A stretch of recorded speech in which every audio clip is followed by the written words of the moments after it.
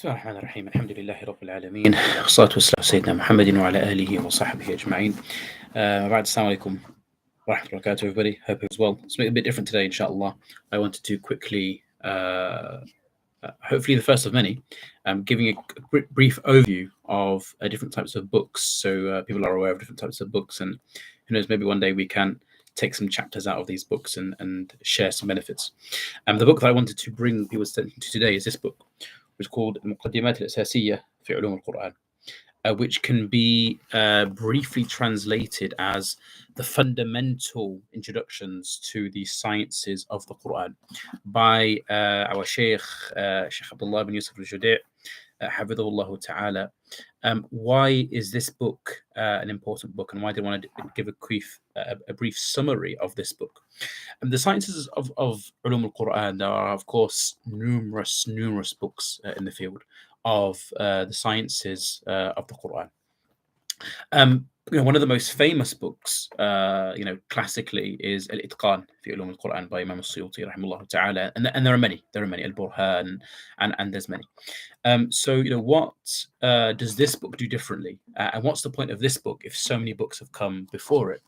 And the Sheikh, Hafidhahullah, may Allah preserve him, he talks about this in his actual introduction, that, if you're just going to repeat what was said before, then the reality is that there's no point authoring a book. And how I wish people would take that advice on board and not just author a book if you're just repeating what was said before, because there's no point. There's no, the book has no purpose. If the book is a repetition of what became before, then it has no purpose. Rather, what you need is scholarship to come and to rethink, to relook at, to do some. The Arabic word would be tahrir, which is a kind of a scholarly look, a scholarly observation at what's happening in the field. And that's what the Sheikh has done. May Allah preserve him. The reason why, first of all, why it's important for me to have a look at this book is, of course, the Sheikh is someone who is alive. He is somebody who is actually based here in the United Kingdom, and he's someone who is a unbelievable original scholar, and it goes to show that scholarship doesn't have any geographical bounds, first of all, and you can have scholars in all different types of countries. And this book is actually internationally recognized by scholars across the board in the science of Ulum al-Quran of being a heavyweight book and a really important contribution to the work. Because of the originality that the author, may Allah preserve him, has. Now, what's interesting is the scholar Sheikh Abdullah bin Yusuf al-Judai. His field is not he's not if someone was to say what is his field is not necessarily the science of the Quran. His field, that is absolutely his field, is the field of hadith. Yet this book has had an acceptance in the field of Ulum al-Quran, and a widespread across people who are very much seen as authorities in the field.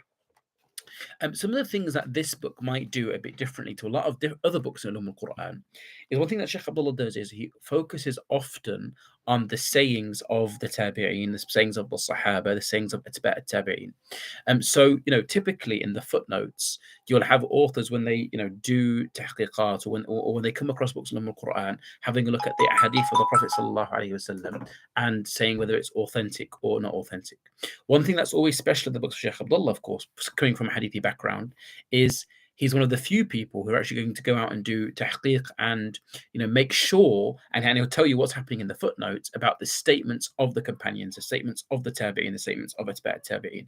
In the field of Ulum al-Quran, that's actually really important. It's actually really important because a lot of things that we're learning about is actually the history of different things, the history of compilation, the history of how was the Quran preserved.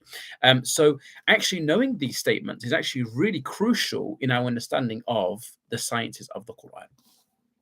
Another thing that I quite liked about this book, and that's one of the reasons why I started with this out of all of the books of Sheikh Abdullah, is because he mentions in the beginning that the first science, the first field that somebody should be going into is the science of the Quran.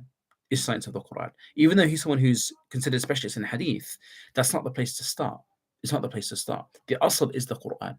And it's a mistake to jump into the field of hadith when you haven't actually got a good grasp of the field of Quran. And he mentions that in his introduction, which is why it's a good place to start. It's a good place to start in terms of talking about the books of the Shaykh, Al-Muqaddimat al-Asasiyya fi Ulum al-Quran. One thing that you'll notice in this book is that he doesn't necessarily restrict himself to the kind of chapters that are typically found in the books of Ulum Quran, although you will find those chapters. There are often, masail, are often topics that aren't typically found in the books of Ulum Quran. And again, that's going down to the originality, the things that he found to be important. Of course, notice the title, Muqaddimat al-Asasiyya. It's introductions. It's introductions.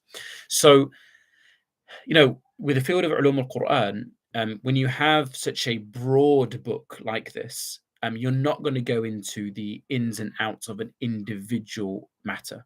You can't expect that in a book that's going to be going over so many different types of chapters. It's a very broad topic, the sciences of the Quran, and in that you have so many different types of things to explore and things to have a look at. Of course, although he will go into detail, some detail in some of the issues, it's not going to, of course, be a massive deep dive into the different issues, and of course some of the issues in the Quran do deserve a massive deep dive. But of course, every book has a purpose, and this book's purpose is muqaddimat, is the introductions. Even though it's actually a very advanced book, and even though anyone who picks up this book is going to benefit greatly, even if someone who is an expert in the field. So that's a bit of an introduction in terms of this book, Muqaddimat al-Asasiyya by our Sheikh Abdullah ibn Yusuf al-Judai. Ask Allah subhanahu wa ta'ala to accept it from us, to make us amongst the people of Quran. Jazakumullahu khairan. Assalamu alaikum wa rahmatullahi wa barakatuh.